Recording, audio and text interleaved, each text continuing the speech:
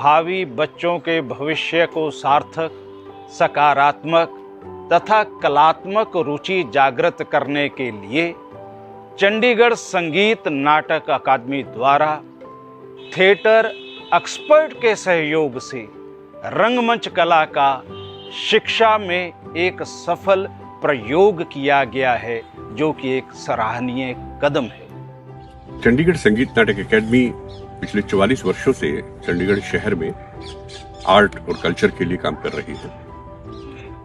इस बार सुदेश शर्मा जी की अगुवाई में जो टीम बनी, उसने भी इसी क्षेत्र में बहुत से काम किए, बड़े इनिशिएटिव लिए। उनमें जो सबसे महत्वपूर्ण इनिशिएटिव था वो ये रहा कि थिएटर इन एजुकेशन, जो कि भारत सरकार की NEP न्यू एजुकेशन पॉलिसी 2020 का हिस्सा है, उसे इंप्लीमेंट करवाने का जो बीड़ा उठाया वो गजब की बात थी। इसमें चंडीगढ़ ट्राई सिटी के 22 थिएटर एक्सपर्ट्स को चुना गया, जिन्होंने चंडीगढ़ शहर के 22 सरकारी स्कूलों में उन बच्चों के करिकुलम में से नाटक तैयार करवाए। इस वर्कशॉप में हमें कैरिकुलम से ही टॉपिक उठाना था, जो पहले हमने कभी नहीं की थी। मैंने हिंदी पाठ्यक्रम से मिठाई वाली कहानी चुनी थी, जो क्लास 7 की थी। जो स्कूल अलॉट किया गया था, तो उसके बच्चे हिंदी भाषा में कंफर्टेबल थे, तो इसलिए मैंने हिंदी भाषा को चुना था। डिफ़िकल्टी ये थी कि जो कविता थे, कविता को हम कैरेक्टर में डालें, और क्योंकि ये सिलेबस से था, तो हमें ये लगा कि हमें बच्चों को ये लगा कि हम इसके ज़रिए भी कुछ कैरेक्टर निकाल के कुछ काम कर सके, तो ये हमारे लिए एक चैलेंजेबल था। सर, सब्जेक्ट टीचर से तो नहीं हुआ, लेकिन हमारे म्यूज़िक डिपार्टमेंट के जो टीचर थे उनसे इंटरेक्ट हुआ था। उनका ये कहना था कि ये बच्चे जो लिए गए थे, ये इतने शरारते हैं, बिल्कुल भी नहीं सुनते हैं। हालांकि मेरे एक बच्ची भी थी हम स्कूल में, जिनकी माँ का ब्लड कैंसर था, वो 3rd स्टेज पे थे, तो वो बहुत मायूस थी क्योंकि वो भी धीरे धीरे वर्कशॉप के माध्यम से निखर के आई बाहर, अपने चीज़ों को, इमोशंस को एलाबोरेटेड किया, तो ये हुआ। और बच्चे जो म्यूजिक मैम के भी नहीं सुनते थे बात, तो वो भी डिसिप्लिन में आ गए।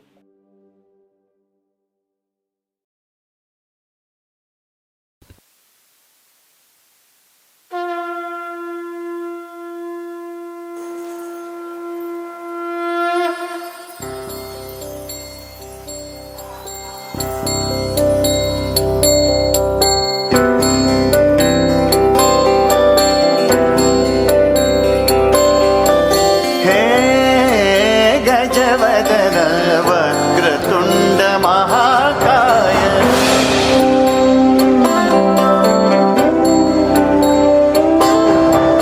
हे गजवदन वक्रतुंड महाकाय, हे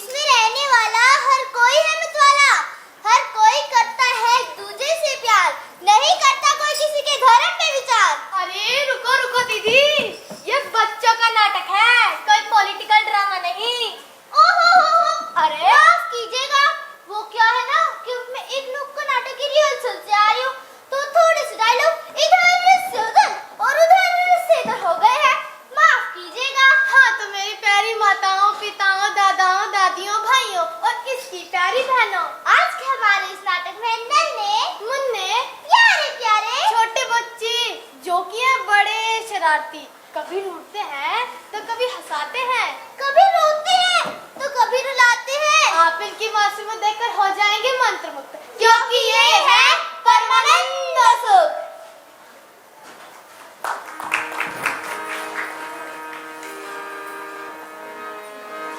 गोविंद बोलो, हरि गोपाल बोलो, राधा रमन हरि गोविंद बोलो, गोविंद बोलो, हरि गोपाल बोलो, राधा रमन हरि गोविंद बोलो, गोविंद बोलो, हरि गोपाल बोलो। अरे सुन मुन्नू, ये क्या है बेटा?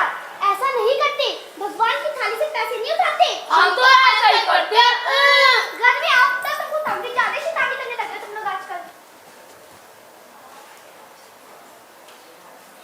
खिलौने ले लो, खिलौने, रंग बिरंगे खिलौने ले लो, सुंदर सुंदर खिलौने ले लो, तेज भागने वाला चीता ले लो, घर की रखवाली के लिए कुत्ता ले लो बच्चों ले लो, सिपाही की तलवार ले लो, सुंदर सुंदर खिलौने ले लो, बढ़िया बढ़िया एकदम बढ़िया खिलौने ले लो बच्चों ले लो, आओ ले लो। अरे वाह, कितने सुंदर खिलौने हैं, ये कितने के हैं? अरे वाह, ये सिपाही की तलवार कितनी सुंदर है, ये कितने की है? ये 4 पैसे की है लल्ला, ये सिपाही की तलवार 5 पैसे की है। 4 पैसे नहीं, सिर्फ 2 पैसे दूंगा मैं तो। अरे वाह लल्ला, तुम तो बड़े ही नटखट बालक हो, मोल भाव तो बिल्कुल चतुराई के साथ करते हो, बिल्कुल स्त्रियों की तरह। और नहीं तो क्या, पैसे पेड़ पर लगते हैं क्या? इतनी सी उम्र में इतना बड़ा ज्ञान कुछ नहीं खिलौने वाले भैया, जब भी पिताजी से पैसे मांगते हैं पिताजी यही लाइन सुना देते हैं। जी तो ये बात है। हाँ, और ऊपर से हम ठहरे बनिया के बेटे। मोल भाव करना तुम्हारे खून में ही है। अरे अच्छा, लाओ 2 पैसे ही दे दो और अपना खिलौना ले जाओ। ये लाओ दो हमारे खिलौने। हमें दो। अरे रुको ला, सबको देता हूँ खिलौने। ये तुम लो और ये तुम लो और ये तुम भी लो।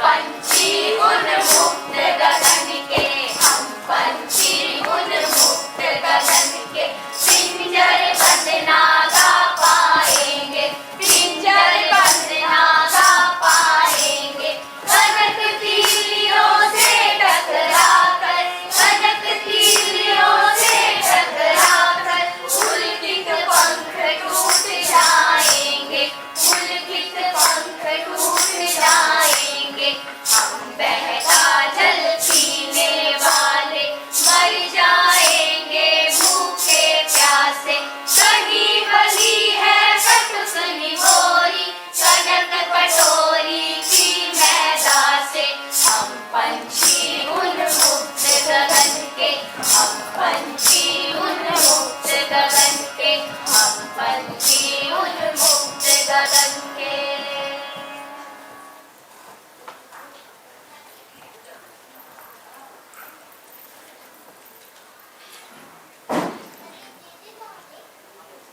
ये लीजिए मीना की माँ, काढ़ा पीजिए। वाह वाह भाभी जी, काढ़ा तो बड़ा मीठा बनाया है, पी के आनंद आ गया। हाय मैं मर जावा, भाभी जी सूट कहाँ से लिया, बड़ा जच रहा है आपके ऊपर। अरे मीना की मम्मी, मैं कहाँ इतना बाहर जाती हूँ, ये सब तो चिन्नू और मुन्नू के पापा लाए थे, ये सब उन्हीं की पसंद है। किस्मत हो तो चुन्नू की माँ की तरह, जिसका पति से कुछ न कुछ रोज ला कर देता है, और एक जो मेरा पति है।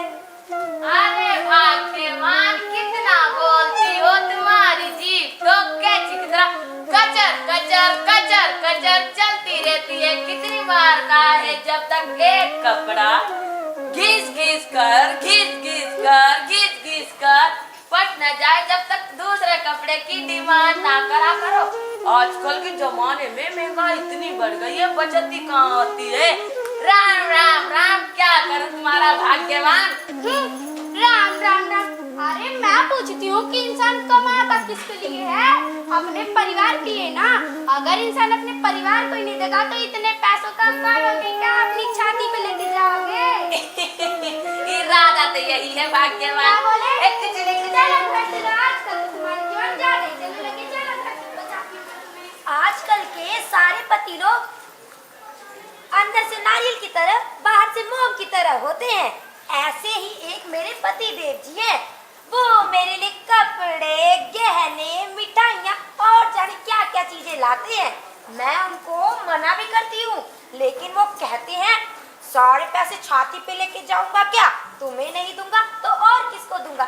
वो मेरे ऊपर बड़े पैसे खर्च करते हैं। अरे वाह मीना की मम्मी, तुम तो बड़ी किस्मत वाली हो। भगवान कहीं ऐसी किस्मत किसी को ना दे। जी कुछ कहा आपने?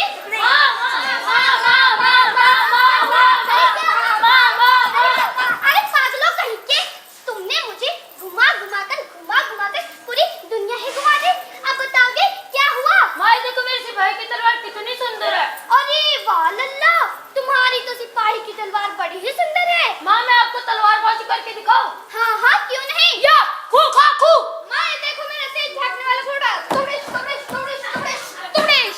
अरे वाह लल्ला, तुम दोनों तो बड़े ही अच्छे खिलौने लेकर आए हो। माँ हम बाहर खेलने जाएं? हाँ हाँ जाओ जाओ। चल मेरे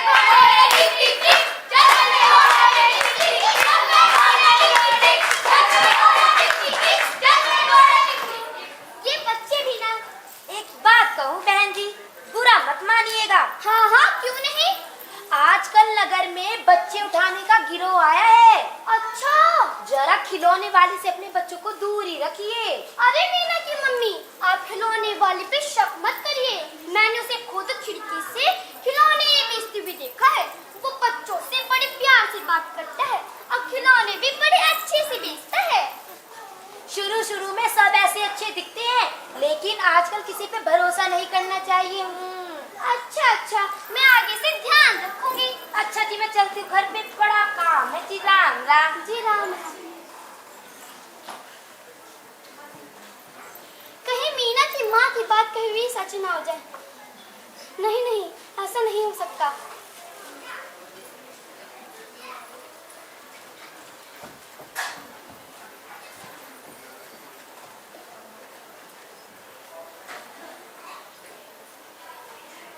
चुन्नू की माँ रोहिणी इस बात से थोड़ी सी परेशान तो हुई, लेकिन ये बात भी बाकी बातों की तरह भूल गई।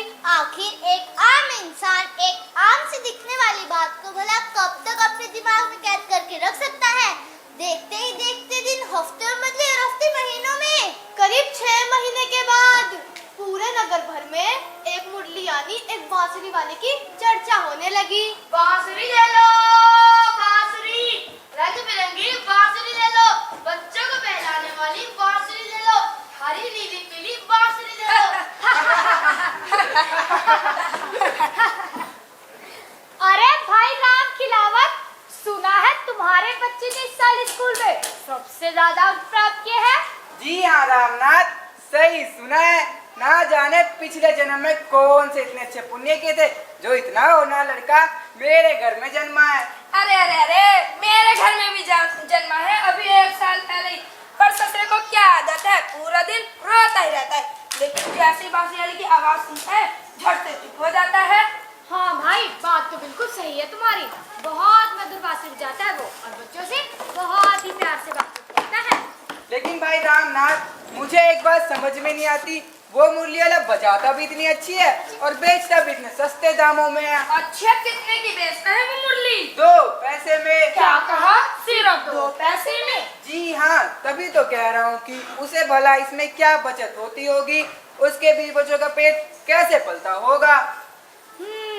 बात तो बिल्कुल सही है तुम्हारी।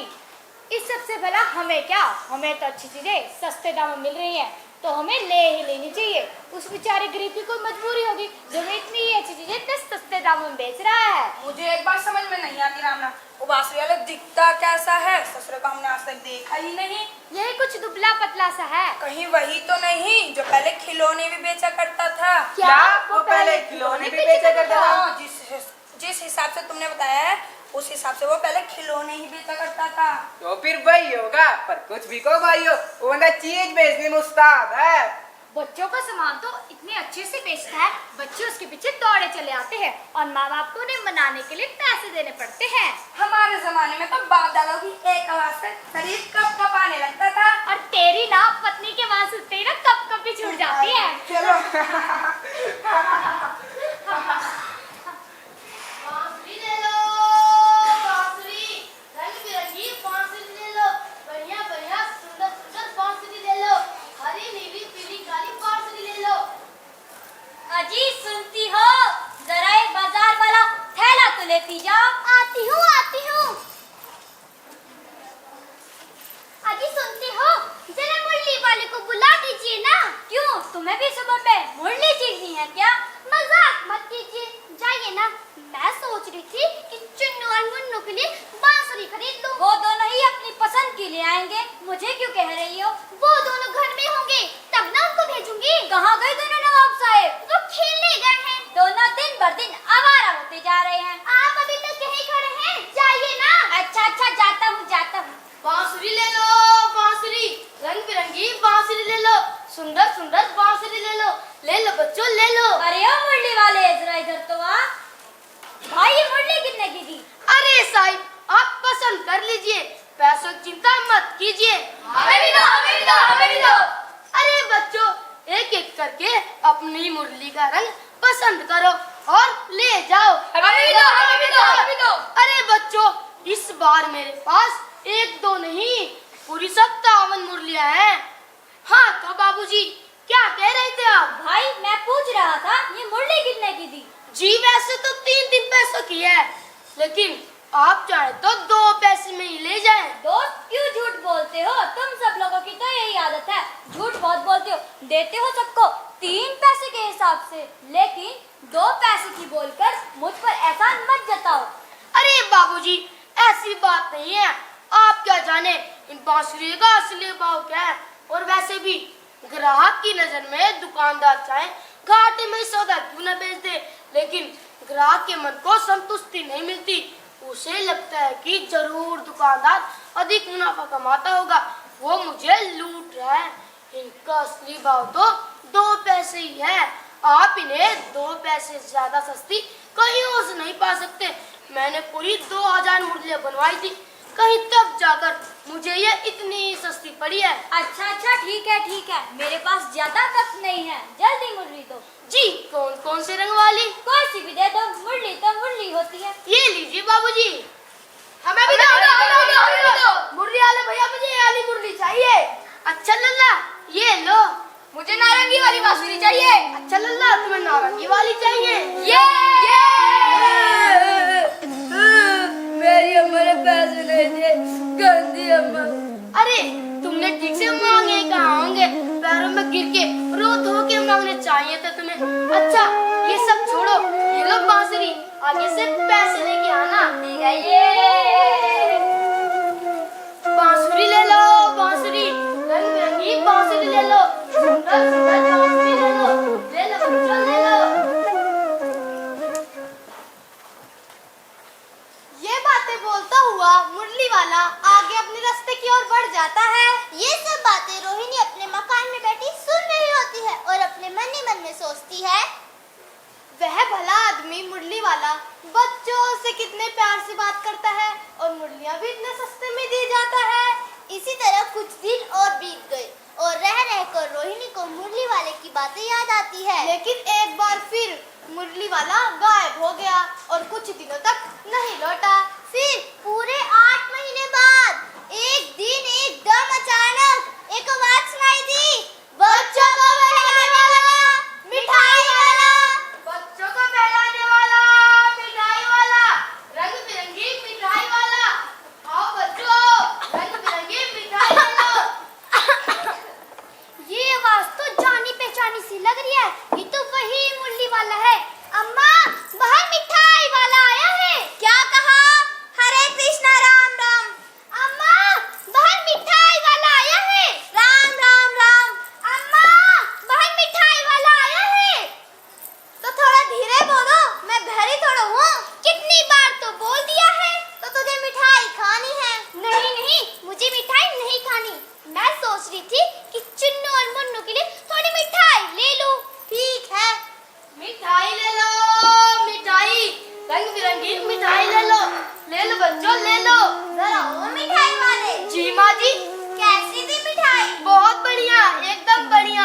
कुछ खट्टी कुछ मीठी, कुछ ऐसी है मेरे पास, मुंह में देखते ही एकदम पिघल जाए। कहीं गला तो नहीं खराब करती? नहीं नहीं माँ जी, इससे उल्टा गला ठीक होता है। इसमें अजवाइन, लौंग आदि के गुण है इसमें। कितने की थी? जी 1 पैसे की 16।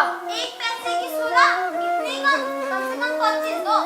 नहीं नहीं माँ जी, इतनी अधिक नहीं दे पाऊंगा, पहले ही आपको इतनी सस्ती दे रहा हूँ। हाँ देख रहा तुम बहुत सस्ती। जा जा, मैं इसके पिताजी से बोल के बाजार से मंगवा ही लूंगी। अरे अम्मा, कहाँ जा रही हो? ले लीजिए ना, कहाँ उनसे कहोगी, उनके पास समय ही कहाँ रहता है। ले लीजिए ना, कितनी सस्ती तो दे रहा है।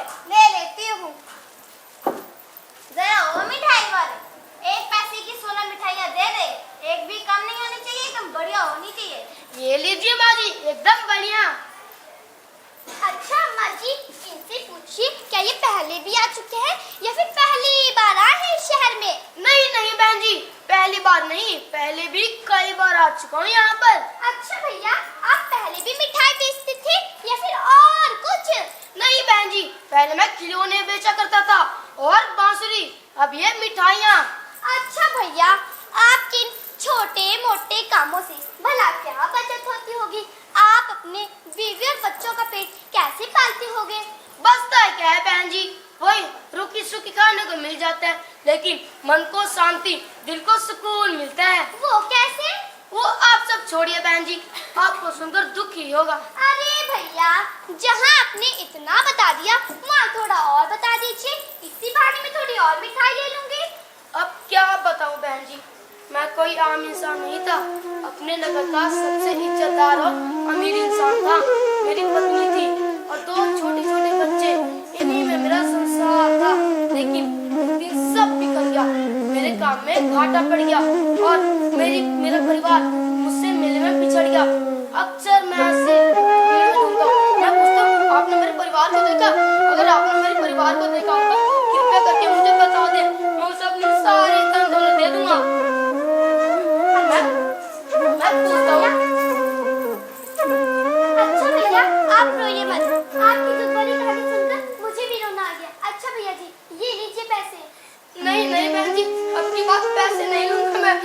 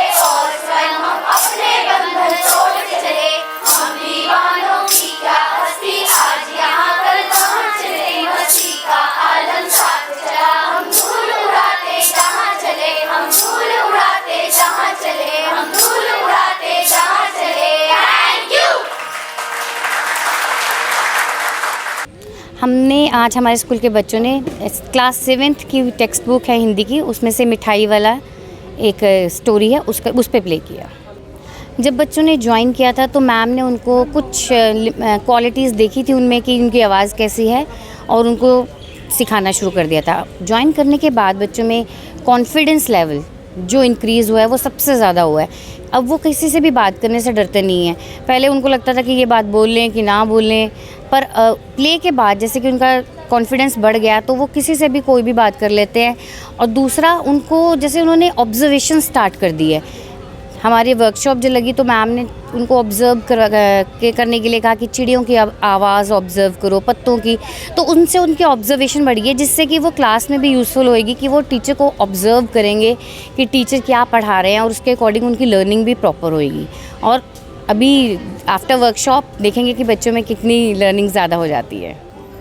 एक तो सर पंचुअल हो गया, ये पहले शरारतें करता था, अब घर पे आके प्रैक्टिस करना, अब उसको ये पता कि हाँ अभी मुझे टाइम की वैल्यू क्या है, किस तरह क्या करना है। इन्होंने पहले बस इनका कोई शेड्यूल नहीं होता था, अब इनको पता कि प्रैक्टिस हो रही, इसके बाद में भी टाइम निकाल के जो सब्जेक्ट छूटा है उसकी प्रति इनको अहमियत का पता लगा, भी ये चीज़ प्रिपेयर कैसे करनी है। सर बहुत ही बढ़िया लगा अपने बच्चों को स्टेज पर देख के, बहुत ही ज़्यादा खुशी हो रही है कि आगे जाके ये और इससे भी अच्छा ज़्यादा करे। और जो यहाँ पर देखा आज मैंने, एक अपने बच्चे के अंदर नया एक्सपीरियंस देखा जो ये कर रही थी, मतलब पढ़ाई से अलग उठ के भी कुछ इसने नया किया। चंडीगढ़ संगीत नाटक अकेडमी ने जो प्रयास किया है, जो बच्चों को उनके पाठ्यक्रम से उनको नाटक तैयार करवाए हैं, इससे काफ़ी फ़ायदा होगा यहाँ के बच्चों को। पहला फ़ायदा जो मुझे लगता है कि उनकी ओवरऑल ग्रोथ में उनको हेल्प करेगा। बच्चे कल को किसी भी स्ट्रीम में जाएं, वो पायलट बने, वो डॉक्टर बने, इंजीनियर बने, थिएटर उनको बहुत मदद करेगा। इस कार्यक्रम में भाग लेने के लिए और एक सफल मंचन करने के लिए मैं स्कूल, उनके प्रधानाचार्य, उनके अध्यापकगण, विद्यार्थियों, उनके अभिभावकों और इस कार्यक्रम से जुड़े सभी लोगों को इस सफल प्रस्तुतिकरण के लिए बहुत बहुत बधाई देता हूँ। देश भर में काफ़ी लंबे समय से थिएटर इन एजुकेशन के प्रयास जारी हैं, परंतु आज तक हम किसी भी निष्कर्ष तक नहीं पहुंच पाए हैं कि स्कूली स्तर के ऊपर रंगमंच कला के तौर के ऊपर हम किसी थिएटर एक्सपर्ट की नियुक्ति की जा सके, ताकि भारतीय कला एवं सांस्कृतिक मूल्यों का संवर्धन किया जा सके। यह शिक्षा के साथ साथ बच्चों के विद्यार्थी जीवन में ही सम्मिलित हो जाना चाहिए।